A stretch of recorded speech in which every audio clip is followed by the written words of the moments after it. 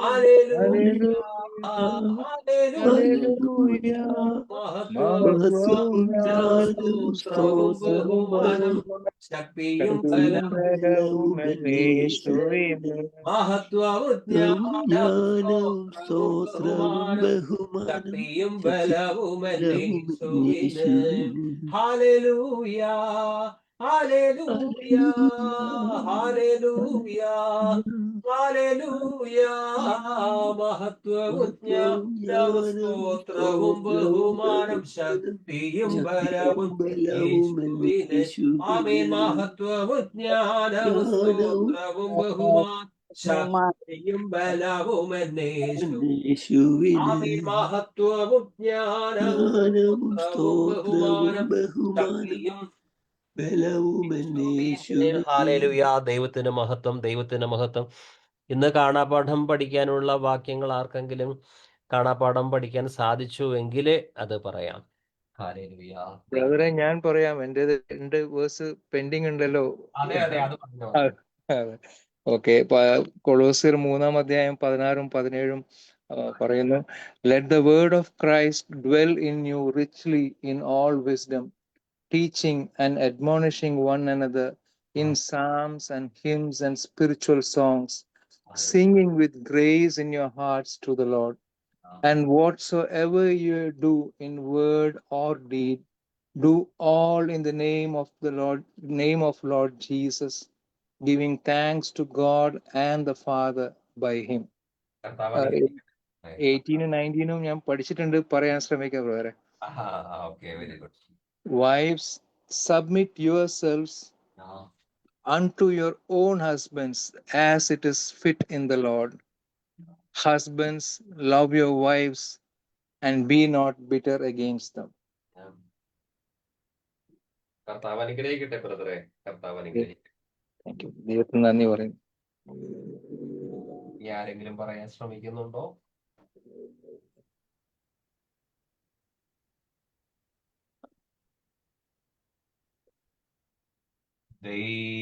ദൈവപിതാവേ എന്നുടെ താതൻ നീ, വാഴ്ത്തിടുന്നു, നന്ദിയാൽ വണങ്ങും തിരുമുന്നിലിന്നേരം എന്നും എന്നും നന്ദിയാൽ വണങ്ങും തിരുമുൻപിലിരുന്നേരം ആരാധ്യനായി നീ എന്നും സ്തുതി. ദൈവമേ നീ മാത്രം യോഗ്യനാം ആരാധനയും ബഹുമാനവും സ്വീകരിക്കാനും നീ യോഗ്യനാം.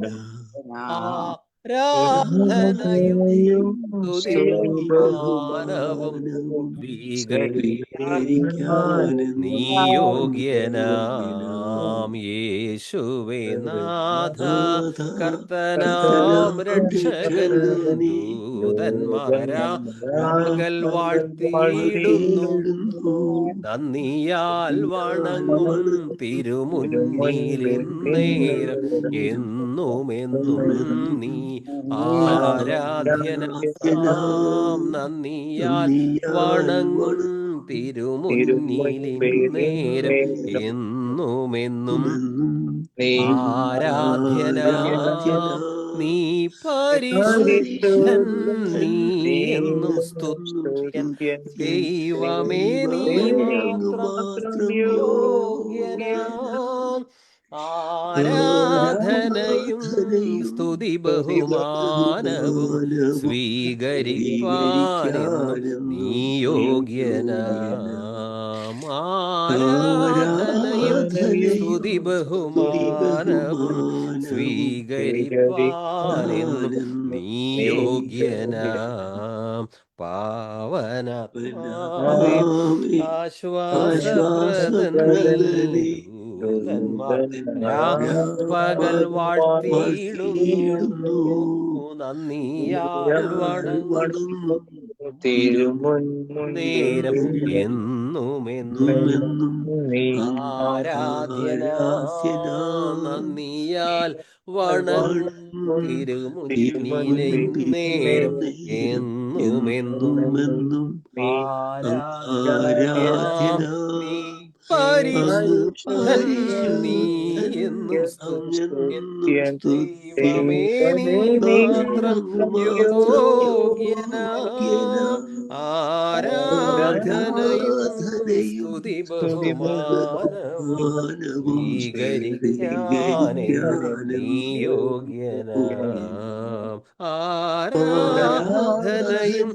സ്തുതി ബഹുമാനവും സ്വീകരിക്കാനെന്നും നീ യോഗ്യനാം നീ എന്നും യോഗ്യൻ നീ എന്നും യോഗ്യൻ ദൈവത്തിൻ കുഞ്ഞാടേ നീ യോഗ്യനാം സ്തോത്രം സ്തുതി ബഹുമാനങ്ങളെല്ലാം സ്വീകരിക്കാൻ എന്നും നീ യോഗ്യനാ നീ എന്നും യോഗ്യൻ നീ എന്നും യോഗ്യൻ ദൈവത്തിൻ കുഞ്ഞാടേ നീ യോഗ്യനാം സ്തോത്രം സ്തുതി ബഹുമാനങ്ങളെല്ലാം സ്വീകരിക്കാൻ എന്നും നീ യോഗ്യനാം ആഹാഹാ ലേലുയ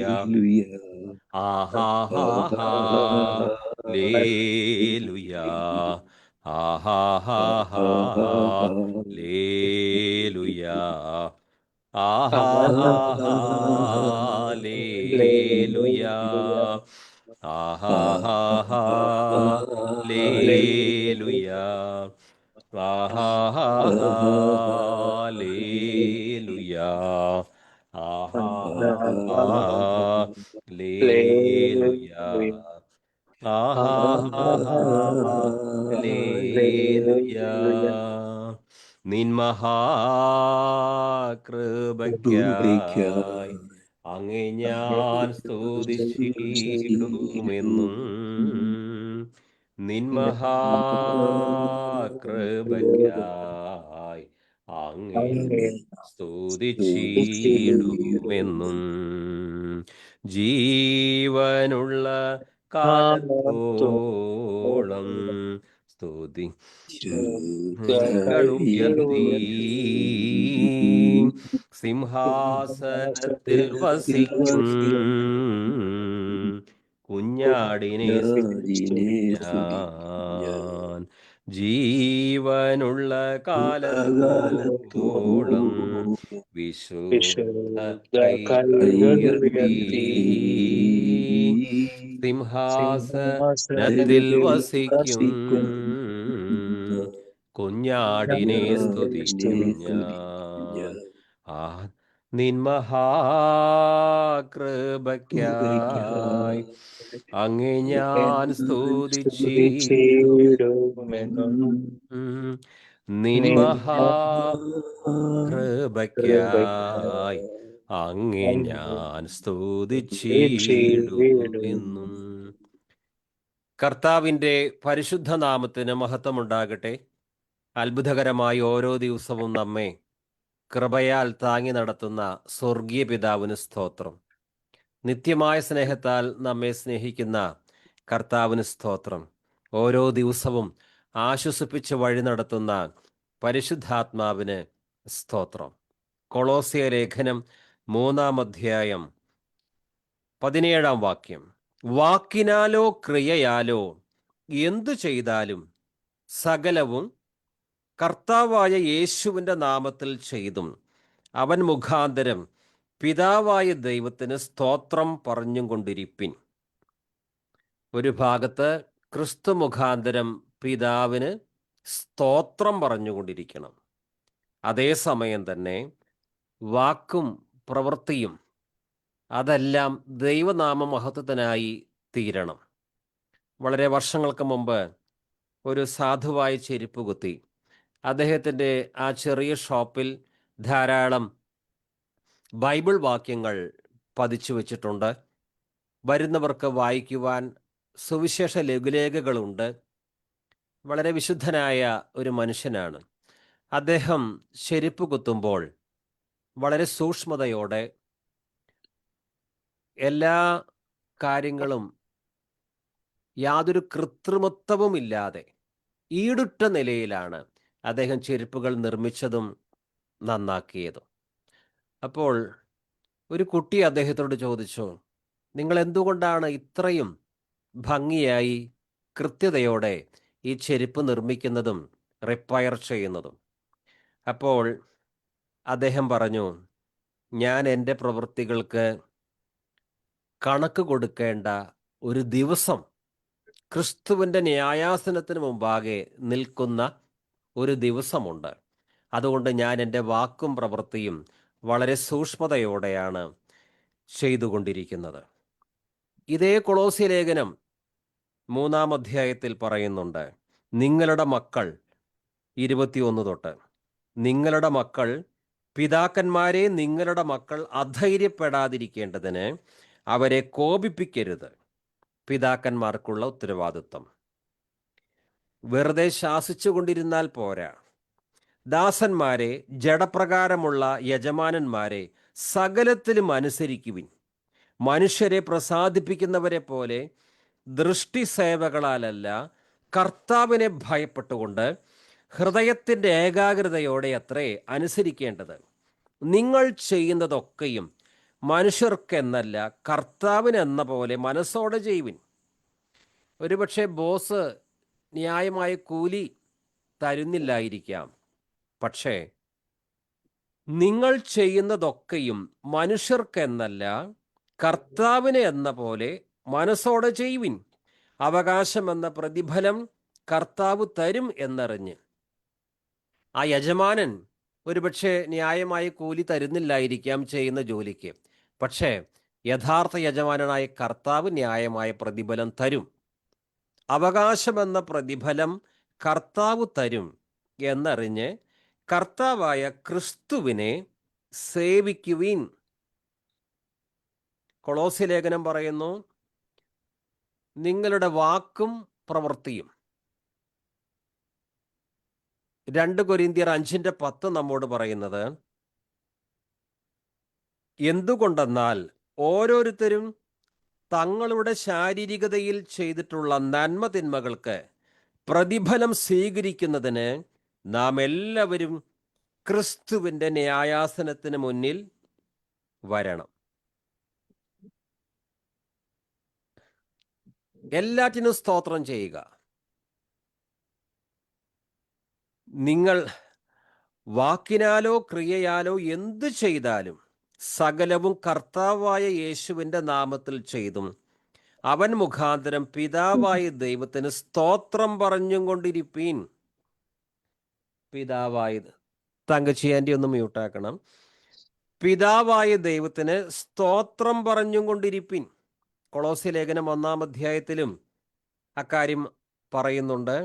കൊളോസ്യ ലേഖനം 1-ാം അധ്യായം 11 തൊട്ട്, സന്തോഷത്തോടെ എല്ലാം സഹിക്കുന്നതിനും ക്ഷമിക്കുന്നതിനും അവിടുത്തെ മഹത്വത്തിൻ്റെ പ്രാഭവത്തിന് അനുസൃതമായി സർവശക്തിയിലും നിങ്ങൾ ബലം പ്രാപിക്കട്ടെ. പ്രകാശത്തിൽ വിശുദ്ധരോടൊപ്പം പങ്കുചേരാനുള്ള അവകാശത്തിന് നമ്മെ യോഗ്യരാക്കിയ പിതാവിന് കൃതജ്ഞത അർപ്പിക്കുവിൻ. കൊളോസ്യ ലേഖനമാണ് നാം പഠിക്കുന്നത്. 1-ാം അധ്യായത്തിൽ തന്നെ തുടക്കത്തിൽ അക്കാര്യം പറയുന്നുണ്ട്.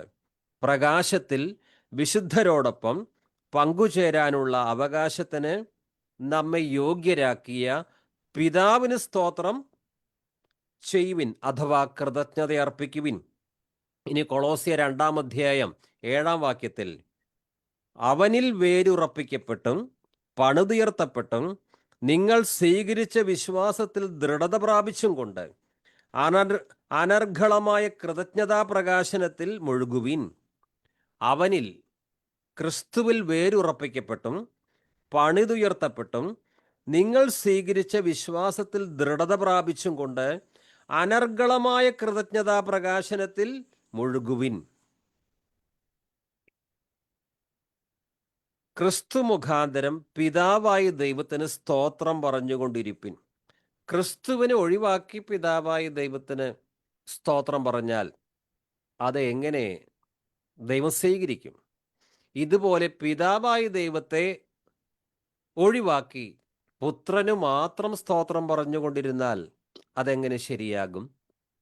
1 യോഹന്നാൻ 2:23 പുത്രനെ നിഷേധിക്കുന്നവന് പിതാവുമില്ല, പുത്രനെ ഏറ്റുപറയുന്നവന് പിതാവും ഉണ്ടായിരിക്കും. പിതാവിനെ ഒഴിവാക്കരുത്, പുത്രനെ ഒഴിവാക്കരുത്. നമ്മൾ പലപ്പോഴും ആരാധനകളിൽ നാം പാടുന്ന സ്തോത്രഗീതങ്ങളിൽ പിതാവായ ദൈവത്തെ ഒരു പരിധിവരെ ഒരു പക്ഷേ പുറത്ത് നിർത്തിയിട്ടുണ്ടോ എന്ന് സംശയമാണ്. പുത്രന് മാത്രം മഹത്വവും സ്തുതിയും കൊടുക്കുന്ന ആരാധനാ ഗീതങ്ങളാണ് നാം പാടുന്ന പാട്ടുകളിൽ അധികവും. നാം പാടുന്ന പാട്ടുപുസ്തകങ്ങൾ പരിശോധിച്ചാൽ ക്രിസ്തീയ ഗീതാവലി, സിയോൻ ഗീതാവലി, അതൊക്കെ അത് എല്ലാം ഒന്ന് പരിശോധിച്ചാൽ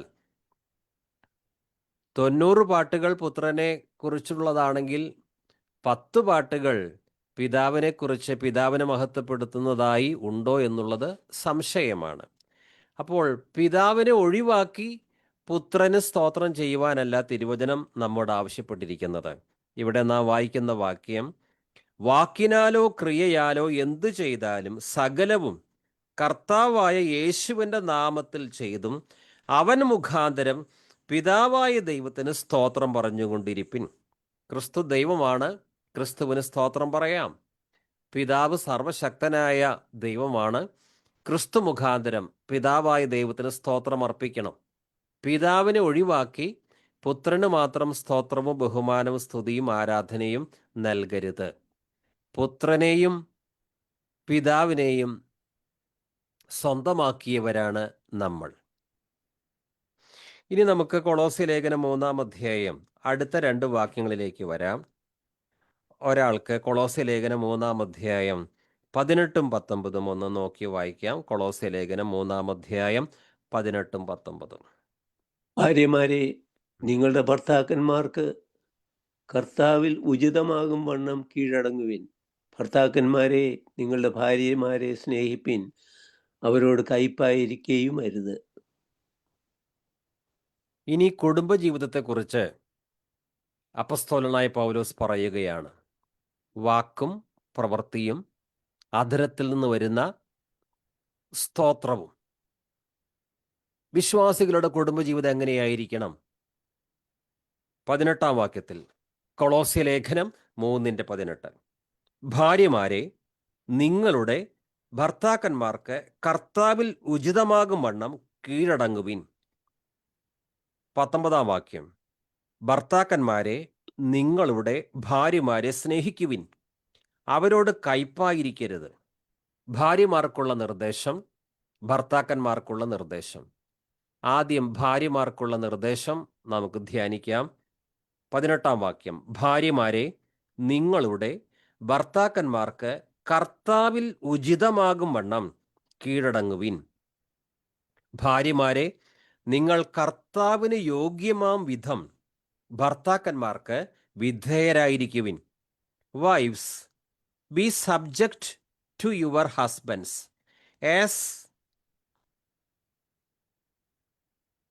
as if fitting in the Lord, കർത്താവിന് യോഗ്യമായ വിധത്തിൽ. ഒരു ക്രിസ്തീയ കുടുംബം വിജയകരമായി മുന്നോട്ട് പോകണമെങ്കിൽ ഈ പറയുന്ന പ്രമാണങ്ങൾ പാലിക്കണം. ലോകത്തിൽ ധാരാളം മനുഷ്യർ കുടുംബജീവിതം നയിക്കാറുണ്ട്. സ്നേഹിച്ച് മുന്നോട്ട് പോകുന്നവരുണ്ട്. വഴക്ക് കൂടി ഓരോ ദിവസവും തള്ളി നീക്കുന്ന ഫാമിലി ലൈഫുണ്ട്. ഡിവോഴ്സ് ഉണ്ട്, കലക്കമുണ്ട്, ഭാര്യയെ മർദ്ദിക്കുന്ന ഭർത്താക്കന്മാരുണ്ട്, ഭർത്താവ് പറഞ്ഞത് കൂട്ടാക്കാത്ത ഭാര്യമാരുണ്ട്. അങ്ങനെയുള്ള ലോകം. എന്നാൽ ക്രിസ്തുവിൻ്റെ രക്തത്താൽ വീണ്ടെടുക്കപ്പെട്ട ദൈവമക്കളുടെ കുടുംബജീവിതം എങ്ങനെയാകണമെന്ന് പുതിയ നിയമത്തിൽ ധാരാളം ഭാഗത്ത് പത്യോപദേശം രേഖപ്പെടുത്തിയിട്ടുണ്ട്. ഭാര്യമാരെ, നിങ്ങൾ കർത്താവിന് യോഗ്യമാം വിധം ഭർത്താക്കന്മാർക്ക് വിധേയരായിരിക്കുവിൻ. ഭർത്താവിനെ അടക്കി ഭരിക്കരുത്. പിന്നെയോ, wives, be subject to your husbands. ഇത് ദൈവിക പ്രമാണം തന്നെയാണ്. ഭാര്യമാർ ഭർത്താവിന് കീഴ്പ്പെടണം.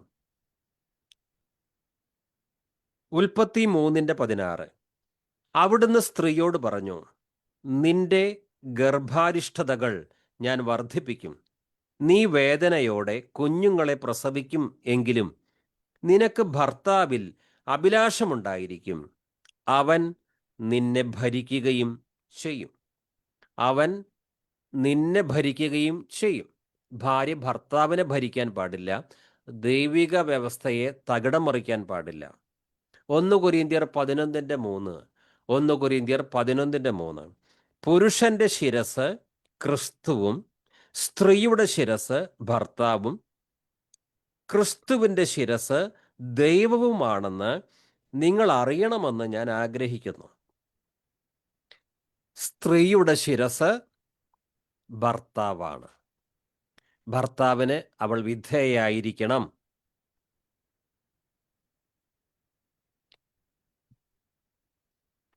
എസ്തേറിന്റെ പുസ്തകത്തിൽ നിന്ന് ഭർത്താവിന് വിധേയാകാത്ത വസ്തി രാജ്ഞിയെക്കുറിച്ച് നമുക്ക് വായിക്കാം. എസ്തേർ 1:9 രാജ്ഞിയായ വസ്തിയും അഹശ്വരോഷ് രാജാവിൻ്റെ രാജധാനിയിൽ വെച്ച് സ്ത്രീകൾക്ക് ഒരു വിരുന്ന് കഴിച്ചു. 7-ാം ദിവസം വീഞ്ഞു കുടിച്ച് ആനന്ദമായിരിക്കുമ്പോൾ അഹശ്വരോഷ് രാജാവ് മെഹുമാൻ, ബിസ്ത, ഹർബോന, ബിഗ്ദ, അബഗ്ദ, സേഥർ, കർക്കസ് എന്നിങ്ങനെ രാജധാനിയിൽ സേവിച്ചു നിൽക്കുന്ന 7 ഷണ്ഡന്മാരോട്, ജനങ്ങൾക്കും പ്രഭുക്കന്മാർക്കും വസ്തി രാജ്ഞിയുടെ സൗന്ദര്യം കാണിക്കേണ്ടതിന് അവളെ രാജകിരീടം ധരിപ്പിച്ച് രാജസന്നിധിയിൽ കൊണ്ടുവരുവാൻ കൽപ്പിച്ചു. അവൾ സുമുഖിയായിരുന്നു. എന്നാൽ ഷണ്ഡന്മാർ മുഖാന്തരം അയച്ച രാജകൽപ്പന മറുത്ത് വസ്തി രാജ്ഞി ചെല്ലാതിരുന്നു. അതുകൊണ്ട് രാജാവ് ഏറ്റവും കോപിച്ചു. അവൻ്റെ കോപം അവൻ്റെ ഉള്ളിൽ ജ്വലിച്ചു. ആ സമയത്ത് രാജമുഖം കാണുന്നവരും രാജ്യത്ത് പ്രധാന സ്ഥാനങ്ങളിൽ ഇരിക്കുന്നവരുമായ കർശന, ഷേഥാർ, അത്മാഥ, തർശീഷ്, മേരസ്, മർസന, മെമുഖാൻ എന്നിങ്ങനെ പാർസിയിലെയും മേദ്യയിലെയും 7 പ്രഭുക്കന്മാർ അവനോട് അടുത്തിരിക്കുകയായിരുന്നു. രാജ്യധർമ്മത്തിലും ന്യായത്തിലും പരിജ്ഞാനികളായ എല്ലാവരോടും ആലോചിക്കുക പതിവായിരുന്നതിനാൽ കാലജ്ഞന്മാരായ ആ വിദ്വാൻമാരോട് രാജാവ് ഷണ്ഡന്മാർ മുഖാന്തരം അഹശ്വരോഷ് രാജാവ് അയച്ച കൽപ്പന വസ്തി രാജ്ഞി അനുസരിക്കായകൊണ്ട് രാജ്യധർമ്മപ്രകാരം അവളോട് ചെയ്യേണ്ടത് എന്ത് എന്ന് ചോദിച്ചു. അതിന് മെമുഖാൻ രാജാവിനോടും പ്രഭുക്കന്മാരോടും ഉത്തരം പറഞ്ഞതെന്തെന്നാൽ, വസ്തി രാജ്ഞി രാജാവിനോട് മാത്രമല്ല അഹശ്വരോഷ് രാജാവിൻ്റെ സർവ്വ സംസ്ഥാനങ്ങളിലുള്ള സകല പ്രഭുക്കന്മാരോടും ജാതികളോടും അന്യായം ചെയ്തിരിക്കുന്നു. രാജ്ഞിയുടെ ഈ പ്രവൃത്തി സകല സ്ത്രീകളും അറിയും. അഹശ്വരോഷ് രാജാവ് വസ്തി രാജ്ഞിയെ തൻ്റെ മുമ്പാകെ കൊണ്ടുവരുവാൻ കൽപ്പിച്ചപ്പോൾ അവൾ ചെന്നില്ലല്ലോ എന്ന് പറഞ്ഞ് അവർ തങ്ങളുടെ ഭർത്താക്കന്മാരെ നിന്ദിക്കും. ഇന്നു തന്നെ രാജ്ഞിയുടെ പ്രവൃത്തി കേട്ട പാർസയിലെയും മേദ്യയിലെയും പ്രഭുപത്നിമാർ രാജാവിൻ്റെ സകല പ്രഭുക്കന്മാരോടും അങ്ങനെ തന്നെ പറയും. ഇങ്ങനെ നിന്ദയും നീരസവും അധികരിക്കും. രാജാവിന് സമ്മതമെങ്കിൽ വസ്തി ഇനി അഹശ്വരോഷ് രാജാവിൻ്റെ സന്നിധിയിൽ വരരുത് എന്ന് തിരുമുന്നിൽ നിന്ന് ഒരു രാജകൽപ്പന പുറപ്പെടുവിക്കുകയും അത് മാറ്റിക്കൂടാത്ത വിധം പാർസ്യരുടെയും മേദ്യരുടെയും രാജ്യധർമ്മത്തിൽ എഴുതിക്കുകയും രാജാവ് അവളുടെ രാജ്ഞിസ്ഥാനം അവളേക്കാൾ നല്ലവളായ മറ്റൊരുത്തിക്ക് കൊടുക്കുകയും വേണം. രാജാവ് കൽപ്പിക്കുന്ന വിധി രാജ്യത്തെല്ലായിടവും, അത് മഹാരാജ്യമല്ലോ, പരസ്യമാകുമ്പോൾ സകല ഭാര്യമാരും വലിയവരോ ചെറിയവരോ ആയ തങ്ങളുടെ ഭർത്താക്കന്മാരെ ബഹുമാനിക്കും. സകല ഭാര്യമാരും വലിയവരോ ചെറിയവരോ ആയ തങ്ങളുടെ ഭർത്താക്കന്മാരെ ബഹുമാനിക്കും. ഈ വാക്ക് രാജാവിനും പ്രഭുക്കന്മാർക്കും ബോധിച്ചു. രാജാവ് മെമുഖാന്റെ വാക്ക് പോലെ ചെയ്തു. ഭർത്താവിന് വിദ്യാഭ്യാസമില്ലെങ്കിലും സൗന്ദര്യമില്ലെങ്കിലും നല്ല വരുമാനമുള്ള ജോലിയില്ലെങ്കിലും ഭർത്താക്കന്മാർക്ക് കീഴടങ്ങണം. എഫേസ്യർ 1 കൊരിന്ത്യർ 11:3. 1 കൊരിന്ത്യർ അത് വായിച്ചതാണ്. എഫേസ്യർ 5:22 തൊട്ട് എഫേസ്യർ 5:22 തൊട്ട് വായിക്കുന്നു. ഭാര്യമാരെ, നിങ്ങൾ കർത്താവിന് എന്ന പോലെ ഭർത്താക്കന്മാർക്ക് വിധേയരായിരിക്കണം. ഭാര്യമാരെ, നിങ്ങൾ കർത്താവിന് എന്ന പോലെ ഭർത്താക്കന്മാർക്ക് വിധേയരായിരിക്കണം. പല ബലഹീനതകളും കുറവുകളുമുള്ള ഭർത്താവിന് ഞാനെങ്ങനെ കീഴടങ്ങിയിരിക്കും? അദ്ദേഹത്തിന് സംസ്കാരമില്ല, വിദ്യാഭ്യാസമില്ല, ഞാനെങ്ങനെ കീഴടങ്ങിയിരിക്കും? ഇങ്ങനെ ഒരു ഭാര്യ ചിന്തിക്കരുത്. കുടുംബജീവിതം ദൈവത്താൽ സ്ഥാപിതമാണ്. ഭാര്യ ഭർത്താവ് വിശ്വാസികളെ സംബന്ധിച്ച് യാദൃച്ഛികമായി ഒരു കുടുംബജീവിതം ആരംഭിക്കുന്നതല്ല. ദൈവമാണ് ഇത് കൂട്ടിയോജിപ്പിച്ചത്. അതുകൊണ്ട് ഭർത്താവിന് അതുകൊണ്ട് ഭാര്യ ഭർത്താവിന് കീഴടങ്ങണമെങ്കിൽ ആദ്യമായി ആ ഭർത്താവിനെ ഭർത്താവായി അംഗീകരിക്കണം. അല്ലാതെ എൻ്റെ അപ്പനും അമ്മയും അന്ന് പണമില്ലാത്തത് കൊണ്ട് ഇങ്ങേർക്ക് എന്നെ കെട്ടിച്ചയച്ചതാണ്, ഇപ്പോൾ അതിൻ്റെ ദോഷം ഞാൻ അനുഭവിക്കുകയാണ്, വാസ്തവത്തിൽ ഇദ്ദേഹത്തെ ഒന്നുമല്ല എനിക്ക് ഭർത്താവായി ലഭിക്കേണ്ടിയിരുന്നത്, എത്രയോ നല്ലവനായ ഒരുത്തനെ എനിക്ക് കിട്ടാമായിരുന്നു, പക്ഷേ എൻ്റെ അപ്പനും അമ്മയ്ക്കും പണമില്ലാത്തത് കൊണ്ട് ഇങ്ങനെ ഒരു ഗതികേടിലേക്ക് ഞാൻ തള്ളി മാറ്റപ്പെട്ടു. അങ്ങനെ ഒരിക്കലും ഒരു ഭാര്യ, വിശ്വാസിനിയായി ഭാര്യ ചിന്തിക്കരുത്. പിന്നെയോ, എൻ്റെ അപ്പനും അമ്മയുമല്ല ഈ ഭർത്താവിനെ എനിക്ക് തന്നത്, ദൈവമാണ് കൂട്ടിയോജിപ്പിച്ചത്. എൻ്റെ ഭർത്താവ് ദൈവത്താൽ എൻ്റെ ജീവിതത്തിലേക്ക് കടന്നു വന്നുവെങ്കിൽ എനിക്ക് ഏറ്റവും യോഗ്യനായ ഭർത്താവാണ് അദ്ദേഹം. ഇതിനേക്കാളും ബെസ്റ്റായ ഒരു ഹസ്ബൻഡിനെ എനിക്ക് കിട്ടുകയില്ല. കാരണം മനുഷ്യനല്ല ഈ ബന്ധം കൂട്ടിച്ചേർത്തത്, ദൈവമാണ് കൂട്ടിച്ചേർത്തത്. അതുകൊണ്ട് ഞാൻ അദ്ദേഹത്തെ ഭരിക്കാതെ അദ്ദേഹത്തെ സ്നേഹിച്ച് അദ്ദേഹത്തിന് കീഴടങ്ങിയിരിക്കും. ലോകത്തിൽ ഭർത്താക്കന്മാരെ വെല്ലുവിളിക്കുന്ന ഭാര്യമാർ ഉണ്ട്, എല്ലാവരുമല്ല. പക്ഷെ ഒരു വിശ്വാസിനിയായ ഭാര്യയെ സംബന്ധിച്ച് കൊളോസ്യ ലേഖനം 3-ാം അധ്യായമാണ് നാം ധ്യാനിക്കുന്നത്. 3-ാം അധ്യായത്തിന് തുടക്കത്തിൽ നാം വായിക്കുന്നത്, നിങ്ങൾ ഭൂമിയിലുള്ളതല്ല, ഉയരത്തിലുള്ളതാണ് ചിന്തിക്കേണ്ടത്, അന്വേഷിക്കേണ്ടത്.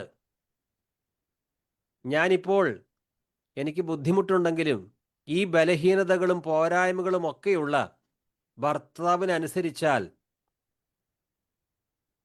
അന്ത്യനാളിൽ എനിക്ക് പ്രതിഫലം ലഭിക്കും. ഭൂമിയിൽ എനിക്ക് കഷ്ടമുണ്ട്, പ്രയാസമുണ്ട്, രോഗിയായ ഭർത്താവാണ്, അദ്ദേഹത്തിൻ്റെ സ്വഭാവം പലപ്പോഴും എനിക്ക് ബുദ്ധിമുട്ട് തരുന്നുണ്ട്. പക്ഷേ ഇത് ദൈവത്തിൻ്റെ വ്യവസ്ഥയായതുകൊണ്ട് ഞാൻ അദ്ദേഹത്തിന് കീഴ്പ്പെട്ടിരിക്കും. അപ്പോൾ സ്വർഗത്തിൽ എനിക്ക് പ്രതിഫലമുണ്ട്.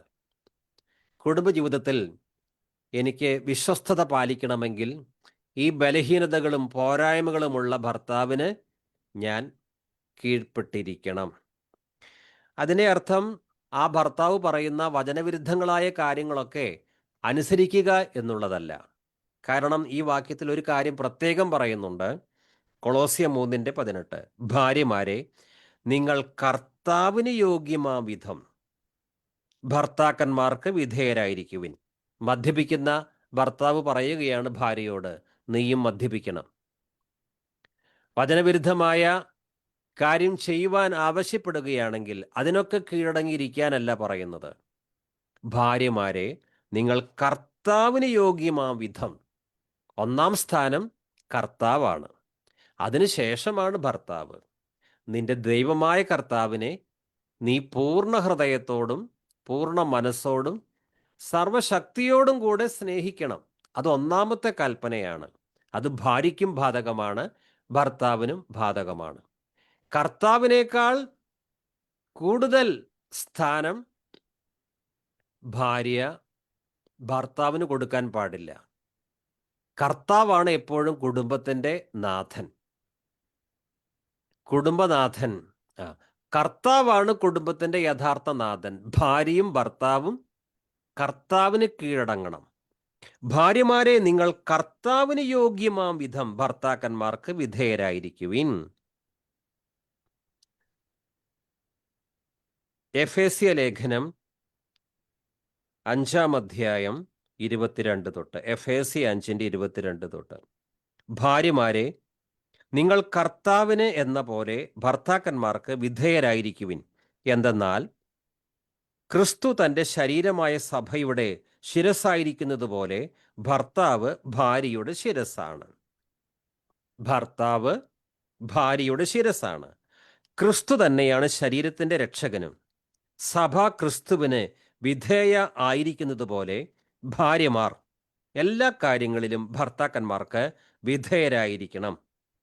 എഫേസ്യ 5:33. എഫേസ്യ 5:33. ചുരുക്കത്തിൽ, നിങ്ങളിൽ ഓരോ വ്യക്തിയും തന്നെ പോലെ തന്നെ ഭാര്യയെ സ്നേഹിക്കണം. ഭാര്യയാകട്ടെ ഭർത്താവിനെ ബഹുമാനിക്കുകയും വേണം. ഭർത്താക്കന്മാർ ഭാര്യയെ ബഹുമാനിക്കണം. പത്രോസ് അക്കാര്യം പറഞ്ഞിട്ടുണ്ട്. ഭാര്യയാകട്ടെ ഭർത്താവിനെ ബഹുമാനിക്കുകയും വേണം. 1 തിമോത്തി 2:11 തൊട്ട്, 1 തിമോത്തി 2:11 തൊട്ട്. സ്ത്രീ നിശബ്ദമായും വിധേയത്വത്തോടു കൂടെയും പഠിക്കട്ടെ. പഠിപ്പിക്കാനോ പുരുഷന്മാരുടെ മേൽ അധികാരം നടത്താനോ സ്ത്രീയെ ഞാൻ അനുവദിക്കുന്നില്ല. പുരുഷന്മാരുടെ മേൽ അധികാരം നടത്താനോ സ്ത്രീയെ ഞാൻ അനുവദിക്കുന്നില്ല. ഇന്ന് ചിലയിടങ്ങളിൽ രക്ഷിക്കപ്പെടാത്തവരുടെ കുടുംബജീവിതത്തെക്കുറിച്ചാണ് പറയുന്നത്. ആ കുടുംബത്തിൽ ഭർത്താവിന് കാര്യമായ സ്ഥാനമൊന്നുമില്ല. പിന്നെ ഭർത്താവിനെ അടക്കി ഭരിക്കുന്നത് ഭാര്യയാണ്. പക്ഷേ ദൈവമക്കൾക്കിടയിൽ ഇത്തരത്തിലുള്ള സമ്പ്രദായം പാടില്ല. പുരുഷന്മാരുടെ മേൽ അധികാരം നടത്താനോ സ്ത്രീയെ ഞാൻ അനുവദിക്കുന്നില്ല. തീത്തോസ് 2:4 തൊട്ട്, തീത്തോസ് 2:4 തൊട്ട്. ഭർത്താക്കന്മാരെയും കുട്ടികളെയും സ്നേഹിക്കാനും വിവേകവും ചാരിത്രശുദ്ധിയും കുടുംബജോലികളിൽ താൽപ്പര്യവും ദയാശീലവും ഭർത്താക്കന്മാരോട് വിധേയത്വവും ഉള്ളവരാകാനും യുവതികളെ അവർ പരിശീലിപ്പിക്കട്ടെ. യുവതികൾക്ക് ഈ പരിശീലനം ലഭിച്ചിരിക്കണം. അതെന്താണ്? ഭർത്താക്കന്മാരെയും കുട്ടികളെയും സ്നേഹിക്കാനും വിവേകവും ചാരിത്രശുദ്ധിയും കുടുംബജോലികളിൽ താൽപ്പര്യവും. വീട്ടിലെ പണിയെടുക്കാൻ താല്പര്യമില്ലാത്ത ഭാര്യ വല്ലാത്തൊരു പ്രശ്നം ആ കുടുംബത്തിൽ ഉണ്ടാക്കും. ഭർത്താക്കന്മാരെയും കുട്ടികളെയും സ്നേഹിക്കാനും വിവേകവും ചാരിത്രശുദ്ധിയും കുടുംബജോലികളിൽ താൽപ്പര്യവും ദയാശീലവും ഭർത്താക്കന്മാരോട് വിധേയത്വവും ഉള്ളവരാകാനും. വിധേയത്വം അനുസരിക്കുക. ഭർത്താക്കന്മാരോട് വിധേയത്വവും ഉള്ളവരാകാനും സബ്മിറ്റ് ചെയ്യണം. ഭർത്താക്കന്മാരോട് വിധേയത്വവും ഉള്ളവരാകാനും യുവതികളെ അവർ പരിശീലിപ്പിക്കട്ടെ. ഇനി അപ്പസ്തോലനായ പത്രോസ് തൻ്റെ 1-ാം ലേഖനത്തിൽ സ്ത്രീകൾ വിധേയത്വമുള്ളവരായിരിക്കണം, അതിനെക്കുറിച്ച് പ്രത്യേകം പറയുന്നുണ്ട്. 1 പത്രോസ് 3-ാം അധ്യായം, 1 പത്രോസ് 3-ാം അധ്യായം 2 തൊട്ട്. അവർ നിങ്ങളുടെ, അതായത് ഭാര്യമാർ ഭർത്താക്കന്മാർ ഭാര്യമാരുടെ, അവർ നിങ്ങളുടെ ആദരപൂർവകവും നിഷ്കളങ്കവുമായ പെരുമാറ്റം കാണുന്നത് മൂലമാണ് ഇത് സാധ്യമാവുക. ബാഹ്യമോടികളായ പിന്നിയ മുടിയോ സ്വർണാഭരണമോ വിശേഷ വസ്ത്രങ്ങളോ അല്ല നിങ്ങളുടെ അലങ്കാരം. പിന്നെയോ ദൈവസന്നിധിയിൽ വിശിഷ്ടമായ സൗമ്യവും ശാന്തവുമായ ആത്മാവാകുന്ന അനശ്വരരത്നം അണിഞ്ഞ ആന്തരിക വ്യക്തിത്വമാണ്. ദൈവത്തിൽ പ്രത്യാശ വെച്ചിരുന്ന വിശുദ്ധ സ്ത്രീകൾ മുമ്പ് ഇപ്രകാരം തങ്ങളെ തന്നെ അലങ്കരിക്കുകയും തങ്ങളുടെ ഭർത്താക്കന്മാർക്ക് വിധേയരായിരിക്കുകയും ചെയ്തിട്ടുണ്ട്. സാറ അബ്രഹാത്തെ നാഥ എന്ന് വിളിച്ചുകൊണ്ട് അനുസരിച്ചിരുന്നല്ലോ. നന്മ ചെയ്യുകയും ഒന്നിനെയും ഭയപ്പെടാതിരിക്കുകയും ചെയ്താൽ നിങ്ങൾ അവളുടെ മക്കളാകും. 1 പത്രോസ് 3:1 ഭാര്യമാരെ, നിങ്ങളുടെ ഭർത്താക്കന്മാർക്ക് കീഴടങ്ങിയിരിക്കുവിൻ. അവരിൽ വല്ലവരും വചനമനുസരിക്കാത്ത പക്ഷം ഭയത്തോടുകൂടിയ നിങ്ങളുടെ നിർമ്മലമായ നടപ്പ് കണ്ടറിഞ്ഞ് വചനം കൂടാതെ ഭാര്യമാരുടെ നടപ്പിനാൽ ചേർന്ന് വരുവാൻ ഇടയാകും. പത്രോസും പൗലോസും ശ്രേഷ്ഠരായ അപ്പസ്തോലന്മാർ ഭാര്യമാരോട് ഭർത്താക്കന്മാർക്ക് കീഴടങ്ങിയിരിക്കുവാൻ കൽപ്പിച്ചിരിക്കുന്നു. ഭാര്യമാരെ, നിങ്ങളുടെ ഭർത്താക്കന്മാർക്ക് കീഴടങ്ങിയിരിക്കുവിൻ. വളരെ ആത്മീയനായ വചനപാണ്ഡിത്യമുള്ള വിശുദ്ധനായ ഒരു ഭർത്താവിന് കീഴടങ്ങിയിരിക്കുവാൻ ഒരു ഭാര്യയ്ക്ക് യാതൊരു ബുദ്ധിമുട്ടുമില്ല.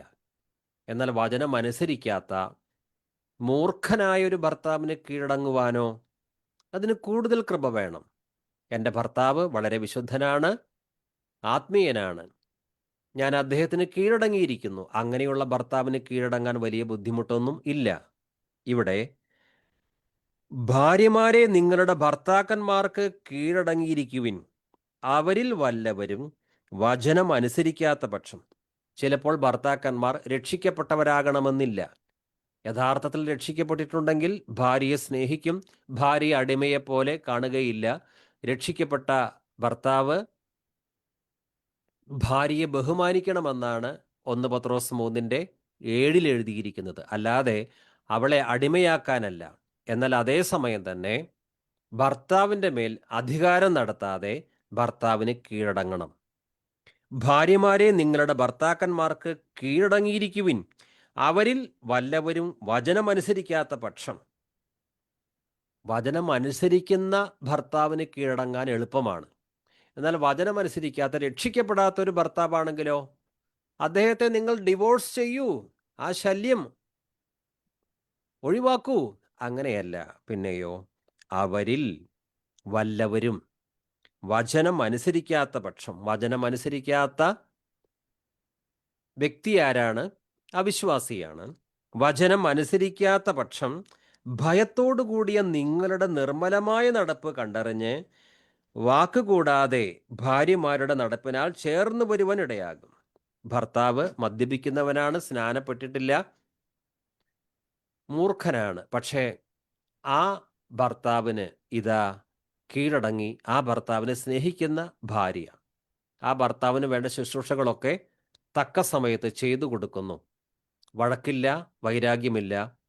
എപ്പോഴും ഭർത്താവിനെ സ്നേഹിക്കുന്ന, അനുസരിക്കുന്ന ഒരു ഭാര്യ.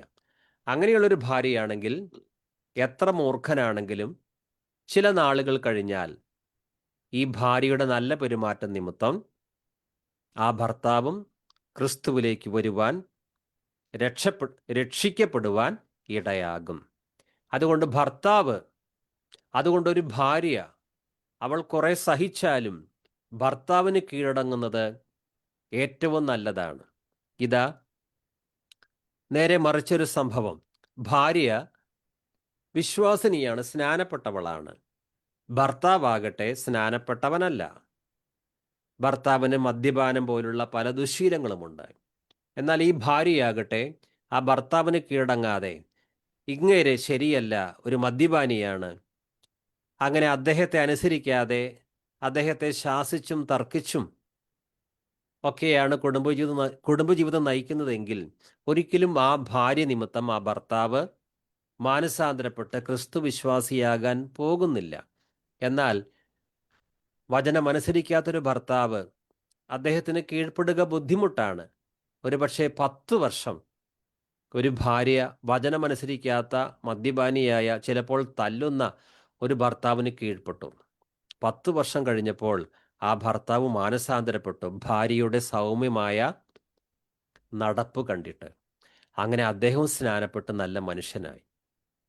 അപ്പോൾ ആ 10 വർഷത്തെ സഹനം വെറുതെയായില്ല. ഒരു വിലയേറിയ ആത്മാവ് രക്ഷപ്പെട്ടു. സകല ലോകത്തേക്കാളും വിലയുണ്ട് ഒരു മനുഷ്യാത്മാവിന്.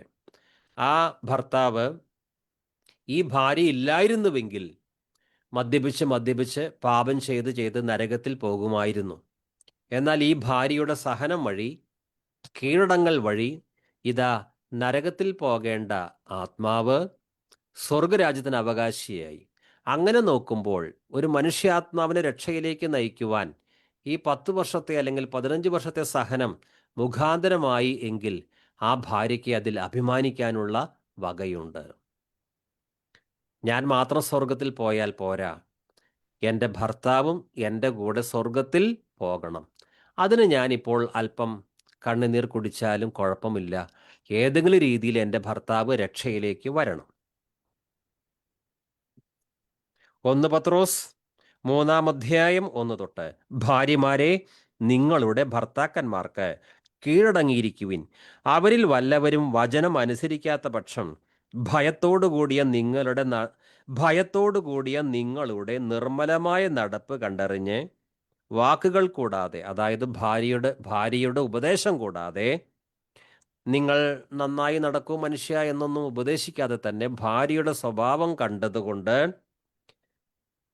നിങ്ങളുടെ നിർമ്മലമായ നടപ്പ് കണ്ടറിഞ്ഞ് വാക്കുകൾ കൂടാതെ ഭാര്യമാരുടെ നടപ്പിനാൽ ചേർന്ന് വരുവാൻ ഇടയാകും. ബാഹ്യമായ മോടികൾ കൊണ്ടല്ല ഒരു സ്ത്രീ അലങ്കരിക്കേണ്ടത്.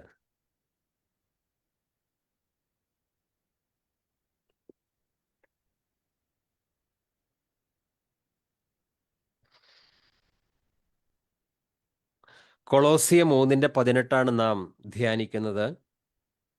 Wives, be subject to your husbands as is fitting in the Lord. ഇങ്ങനെ തന്നെ ഭാര്യമാരെ നിങ്ങൾ കർത്താവിന് യോഗ്യമാം വിധം ഭർത്താക്കന്മാർക്ക് വിധേയരായിരിക്കുവിൻ.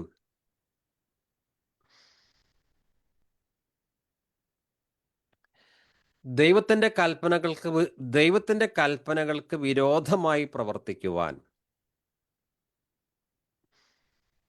ഭർത്താവ് പറഞ്ഞാൽ ഭാര്യ എന്താണ് ചെയ്യേണ്ടത്? അനനിയാസും സഫീറയും അവർ വിശ്വാസികളാണ്. ഭർത്താവും ഭാര്യയും ഒരു പ്രത്യേക തെറ്റായ തീരുമാനം എടുത്തു. ഒരുപക്ഷെ അനനിയാസ് ഇങ്ങനെ തീരുമാനിക്കുകയാണ്, എല്ലാ വിശ്വാസികളും അവരുടെ വസ്തുവകകൾ വിറ്റ് കിട്ടിയ തുക കൃത്യമായി ഇത് അപ്പസ്തോലന്മാരെ ഏൽപ്പിക്കുകയാണ്.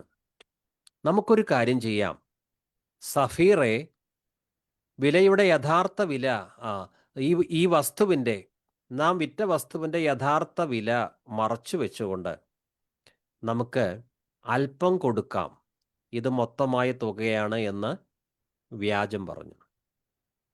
അപ്പോൾ ഈ സഫീറ വാസ്തവത്തിൽ ദൈവഭയമുള്ള ഒരു ഭാര്യയാണെങ്കിൽ എന്താണ് വേണ്ടത്?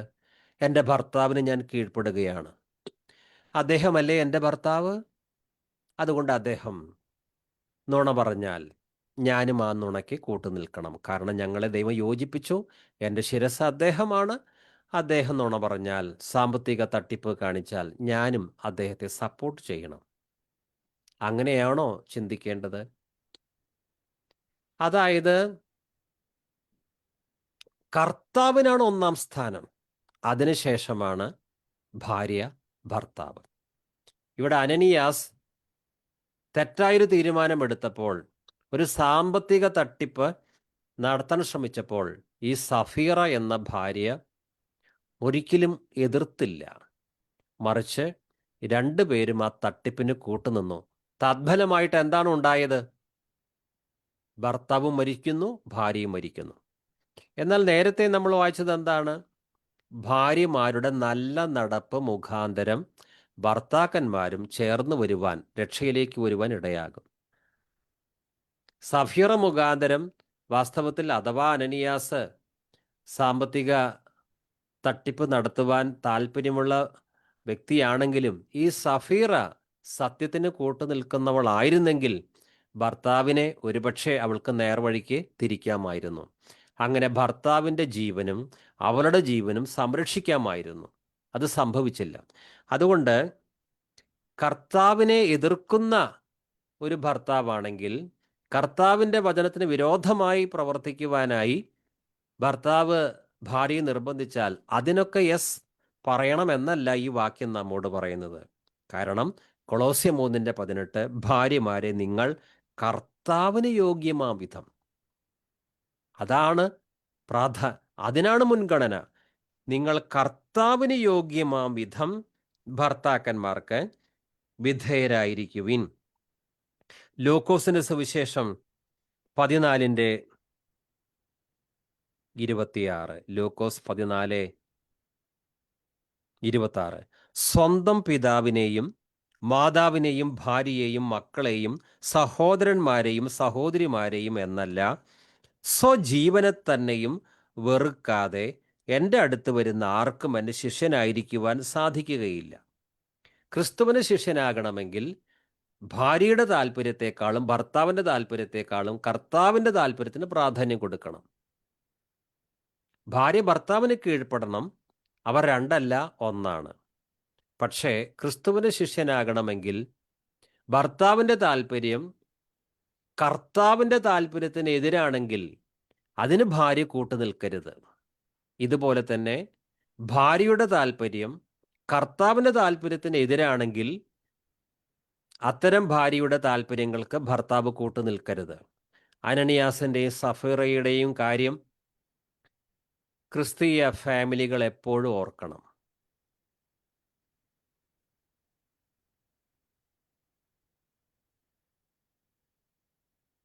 അപ്പസ്തോല പ്രവർത്തനങ്ങൾ 5:27 തൊട്ട്.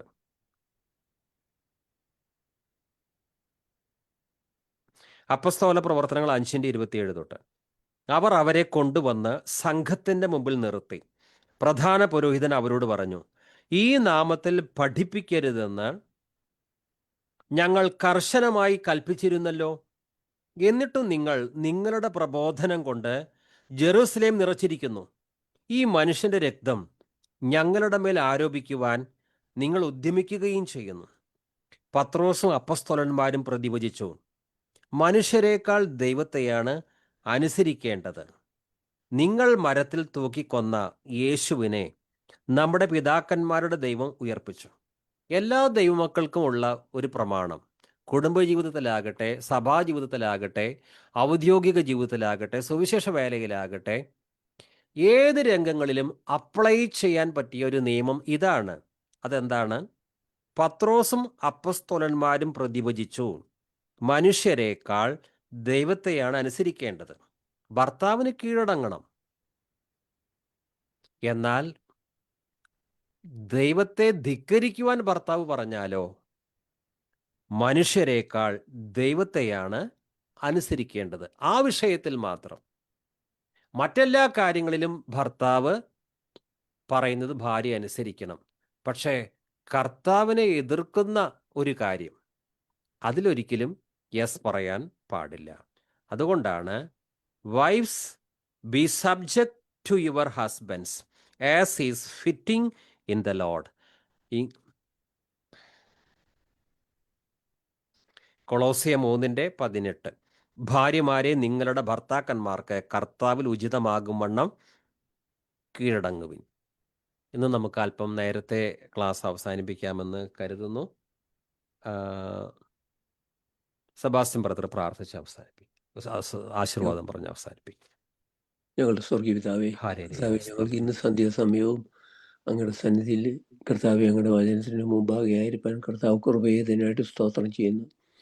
ദൈവമേ, ഒരു നല്ല കുടുംബജീവിതം നടത്തുവാൻ തക്ക ഉപദേശം ഇന്ന് അങ്ങിൽ നിന്ന് ഞങ്ങൾ കേട്ട്, കർത്താവെ, ഭാര്യമാർ എങ്ങനെയായിരിക്കണം, ഭർത്താക്കന്മാർ എങ്ങനെയായിരിക്കണം എന്നുള്ള വിഷയം കർത്താവെ ഞങ്ങൾ കേട്ട്, ഞങ്ങളുടെ ഭാര്യമാർ ക്രിസ്തീയ വിശ്വാസികളുടെയൊക്കെ ഭാര്യമാർ കർത്താവ് പറഞ്ഞതുപോലെ ഭർത്താക്കന്മാർക്ക് കീഴടങ്ങി കർത്താവെ സൗമ്യതയും ശാന്തതയുമുള്ള ഒരു ആത്മാവിൻ്റെ ശ്രേഷ്ഠമായിട്ടുള്ള ആ ആഭരണം ധരിച്ച് കർത്താവെ നാം മഹത്വപ്പെടുത്തുന്നവരായി ജീവിപ്പാനായിട്ട് അവരെ സഹായിക്കുമാറാണമേ കർത്താവെ. അതുപോലെ തന്നെ ഭർത്താക്കന്മാർ ഭാര്യമാരെ സ്നേഹിക്കുകയും അവരോടൊരിക്കലും കയ്പായിട്ട് ഓടുകൂടി ഇടപെടാതിരിക്കാനായിട്ട് ഞങ്ങളും ശ്രദ്ധിക്കണമെന്നുള്ള കാര്യം ഞങ്ങൾ പഠിച്ചു. അതനുസരിച്ച് കർത്താവ് ജീവിപ്പാനായിട്ട് ഞങ്ങൾക്ക് എല്ലാവർക്കും കൃപ തരുമാറാണമേ. മാറ്റം വേണമെങ്കിൽ അത് ഇന്ന് തന്നെ ചെയ്യുവാൻ കർത്താവ് സഹായിക്കുമാറാണെന്ന് പ്രാർത്ഥിക്കുന്നു. പ്രാർത്ഥന എഴുതാൻ സ്തോത്രം ചെയ്യുന്നു. യേശു കർത്താവിൻ്റെ നാമത്തിൽ പ്രാർത്ഥിക്കുമ്പോൾ ദയവോടെ കേൾക്കണം പിതാവേ. ആമേൻ.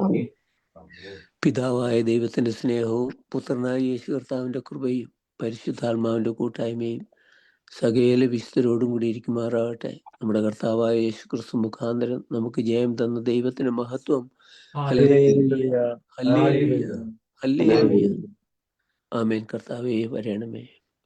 ആമേൻ. കർത്താവ് നമ്മെ എല്ലാവരെയും സമൃദ്ധമായി അനുഗ്രഹിക്കുമാറാകട്ടെ, കൃപയാൽ നിറയ്ക്കുമാറാകട്ടെ.